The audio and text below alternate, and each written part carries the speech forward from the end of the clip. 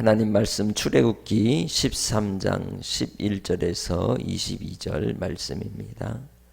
여호와께서 너와 내 조상에게 맹세하신 대로 너를 가나안 사람의 땅에 인도하시고 그 땅을 내게 주시거든 너는 태에서 처음 난 모든 것과 내게 있는 가축의 태에서 처음 난 것을 다 구별하여 여호와께 돌리라.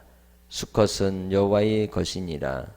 나귀의 첫 새끼는 다 어린 양으로 대속할 것이요 그렇게 하지 아니하려면 그 목을 꺾을 것이며 내 아들 중 처음 난 모든 자는 대속할지니라. 후일에 내 아들이 네게 묻기를 이것이 어찌 됨이냐 하거든 너는 그에게 이르기를 여호와께서 그 손의 권능으로 우리를 애굽에서 곧 종이 되었던 집에서 인도하여 내실세 그때에 바로가 완악하여 우리를 보내지 아니하매 여호와께서 애굽 나라 가운데 처음 난 모든 것은 사람의 장자로부터 가축의 처음 난 것까지 다 죽이셨으므로 태에서 처음 난 모든 수컷들은 내가 여호와께 제사를 드려서 내 아들 중에 모든 처음 난 자를 다 대속하리니 이것이 내 손의 기호와 내 미간의 표가 되리라. 이는 여호와께서 그 손의 권능으로 우리를 애굽에서 인도하여 내셨음이니라 할지니라. 바로가 백성을 보낸 후에 블레셋 사람의 땅의 길은 가까울지라도 하나님이 그들을 그 길로 인도하지 아니하셨으니 이는 하나님이 말씀하시기를 이 백성이 전쟁을 하게 되면 마음을 돌이켜 애굽으로 돌아갈까 하셨습니다. 그러므로 하나님이 홍해의 광야 길로 돌려 백성을 인도하심에 이스라엘 자손이 애굽 땅에서 대열을 지어 나올 때에 모세가 요셉의 유고를 가졌으니 이는 요셉이 이스라엘 자손으로 단단히 맹세하게 하여 이르기를 하나님이 반드시 너희를 찾아오시리니 너희는 내 유고를 여기서 가지고 나가라 하였음이더라. 그들이 숫곳을 떠나서 광야 끝 에담의 장막을 치니 여호와께서 그들의 앞에서 사시며 낮에는 구름 기둥으로 그들의 길을 인도하시고 밤에는 불 기둥을 그들에게 비추사 낮이나 밤이나 진행하게 하시니 낮에는 구름 기둥 밤에는 불 기둥이 백성 앞에서 떠나지 아니하니라. 아멘. 하나님께서는 자기 백성을 돌보십니다. 오늘 말씀 가운데 불기둥과 구름기둥으로 낮과 밤을 쉬지 않고 인도하여 주시는 하나님의 돌보심의 사랑이 오늘도 우리 가운데 언약 백성인 여러분에게 항상 함께 해 주실 줄 믿습니다. 신실하신 하나님을 끝까지 믿고 따라가는 복된 오늘 하루의 삶이 되시기를 바랍니다. 이스라엘 백성들이 애굽을 떠난 뒤에 하나님께서는 가나안 땅에 가서 이룰 그 역사의 언약들이 기억되도록 절기를 정하셔서 유월절과 무교절로 지키게 하시고 또 초태생의 이 약속으로 처음 난 것들은 다 하나님께 속하였음을 명하셔서 그들이 바로 하나님의 은혜로 구원받았음을 잊지 말라고 이제 가르쳐 주십니다. 우리도 우리의 신앙의 삶에 있어서 하나님이 우리에게 표시를 주셨습니다. 예수 믿는 자들에게 주신 하나님의 자녀로서의 표시가 무엇입니까? 그것은 바로 성령의 인치심입니다. 물과 성령으로 거듭난 하나님의 백성들에게 하나님의 자녀된 표시로서 성령을 이제 부어주시고 성령께서 함께 하시고 성령으로 말미암아 살아가도록 하셨다는 것입니다. 이스라엘 백성들이 그들이 때마다 수시로 지키는 그러한 규례들을 통해 살리시는 법인 예수 그리스도를 믿고 그 예수 그리스도로 말미암는 하나님의 은혜를 힘입어 살아가야 함에도 불구하고 그들이 그 언약의 규례들을 따라 지켰지만 그 속에 담겨진 복음의 비밀을 깨닫지 못하고 알지 못하여 그들의 인생이 하나님 앞에 광야 40년 동안 원망하고 하나님을 이제 배반하였던 그러한 어리석은 삶을 살았던 것을 우리는 볼 수 있습니다. 우리가 이 땅에서 예수님을 처음 믿고 믿음으로 구원받은 자리에서 돌이켜 어둠에 또 이 죄악에 미혹되지 않도록 항상 깨어 있어야 할 줄로 믿습니다. 주님 안에서 우리는 하나님의 은혜와 은총을 따라 구원받은 하나님의 자녀입니다. 우리의 가는 길이 이제 이스라엘 백성들이 광야로 들어가는 것과 같이 홍해를 건너야 하는 때에 이른 그러한 삶의 과정을 우리는 지나왔습니다. 바로 세례를 받은 것이죠. 이 세례의 의미가 무엇입니까? 예수 그리스도와 함께 내가 죽는 것입니다. 그 홍해를 이스라엘 백성들이 건너가도록 주님께서 계획하신 것처럼 우리도 또한 이 땅에서 세상에 대해서 내가 죽고 이제는 예수로 살도록 우리를 세례를 통하여 건너가게 하신 줄 믿습니다. 그래서 우리도 주님 은혜 아래 건너온 자들입니다. 물 건너온 하나님의 백성으로서 이제 나그네와 행인 같은 우리의 인생의 길을 걸어갈 때 뒤를 돌아보지 않고 애굽의 때를 기억하지 말고 앞으로 나아가는 복된 믿음의 권속들이 되시기를 주님의 이름으로 축복합니다.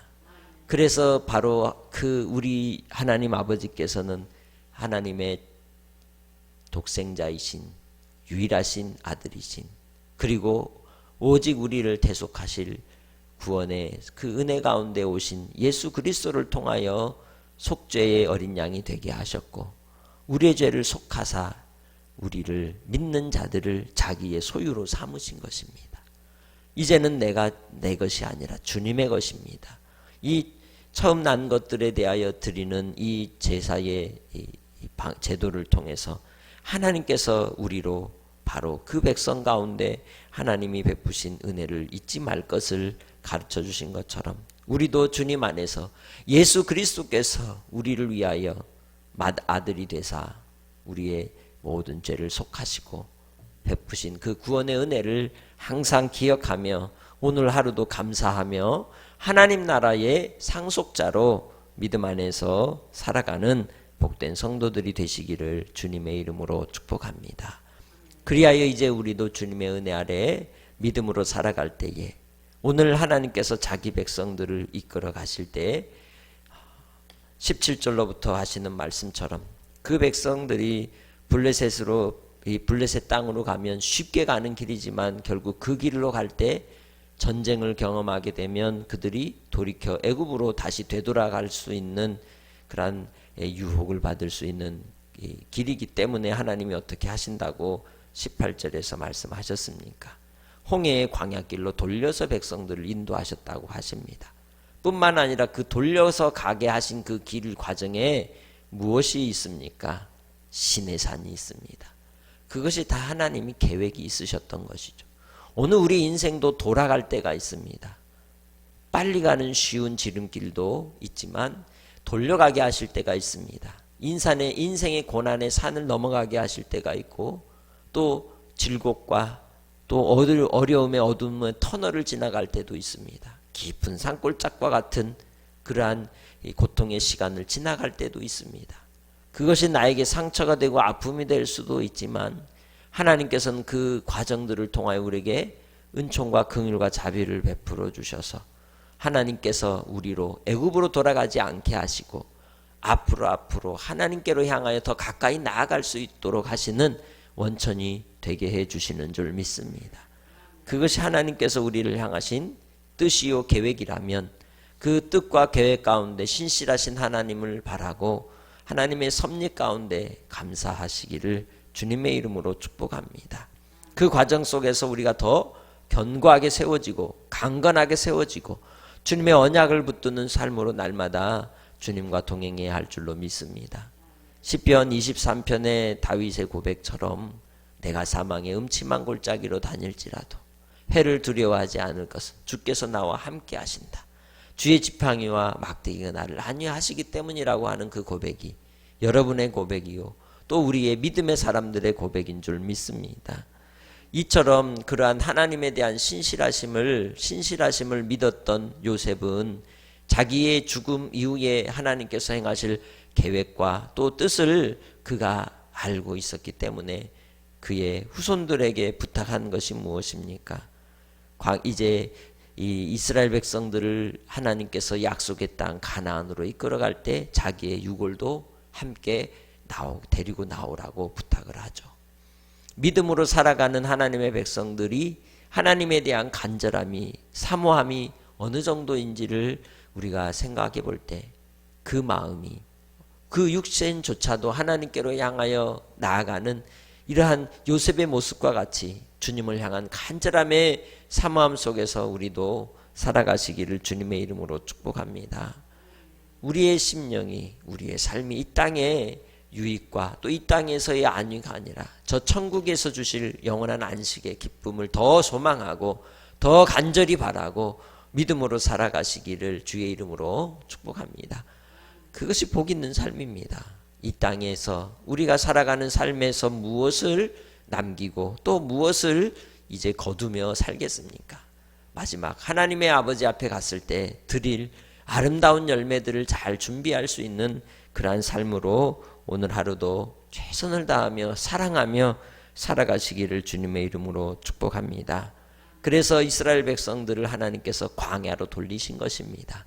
언약을 세우시기 위하여, 또한 그들이 이제 마음이 약하여지고 넘어져서 하나님께로 향한 그 출발의 과정들을 돌이켜 애굽으로 향하실까 하여, 그래서 하나님께서는 그들을 세밀하게 섬세하게 다루신 것이죠.